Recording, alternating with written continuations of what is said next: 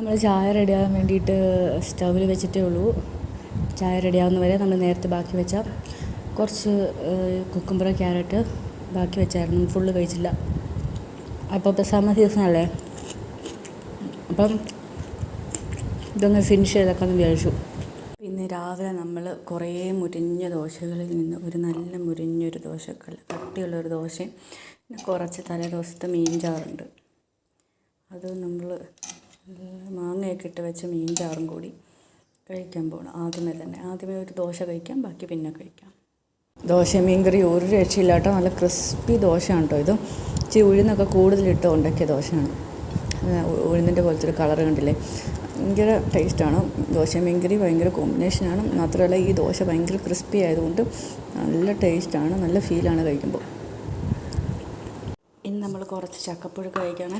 ഇന്നലെ ഉണ്ടാക്കിയ ചക്കപ്പുഴുക്കിന് ബാക്കിയാണ്, ഭയങ്കര ടേസ്റ്റാണ്. അതുകൊണ്ട് ഒരു ദിവസം കൂടി വെച്ച് കഴിയുമ്പോൾ ടേസ്റ്റ് കൂടുമല്ലോ, അതുകൊണ്ട് പിറ്റേ ദിവസത്തേക്ക് കുറച്ച് വെച്ചാണ് നമ്മൾ.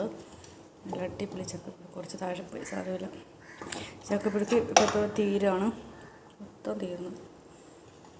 ദോശ വീണ്ടും ബാക്കിയുണ്ട്, നമുക്ക് പിന്നെ കഴിക്കാം. ചക്കപ്പുഴുക്ക് ഫുള്ളും ഇതിൻ്റെ കൂട്ടത്തിൽ നമ്മൾ മീൻ കറി തന്നെ.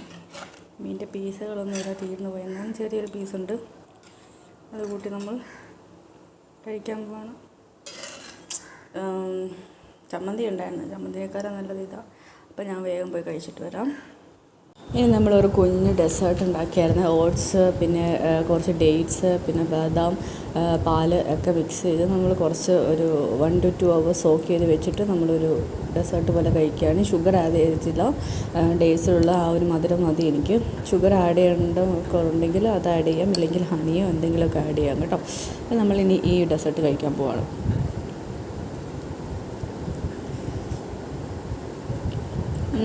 ഭയങ്കര ക്രീമിയാണ്, ഭയങ്കര നല്ല ടേസ്റ്റാണ് കേട്ടോ.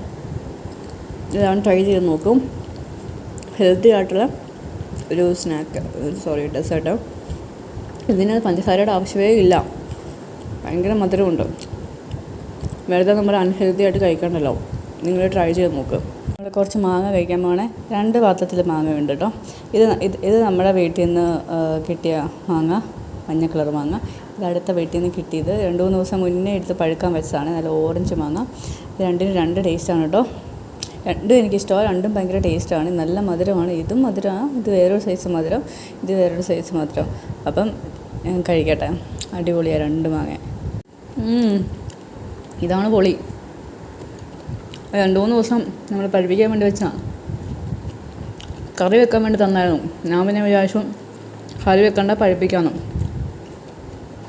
ഇത് അടിപൊളി. ഇത് നമ്മൾ എന്നും കഴിക്കുന്ന വീട്ടിൽ നിന്ന് കിട്ടുന്നത്. ഇതും പൊളിയാണ്. എന്നിട്ട് കുറച്ചുകൂടെ സ്ട്രോങ് ആയിട്ടുള്ള മധുരം ഇതിനാണ്, ഇതിൽ ലൈറ്റ് മധുരം. ഇതെല്ലാം അടിപൊളിയാണ് രണ്ടും. ക്ലിയറായിട്ടോ പൊളി.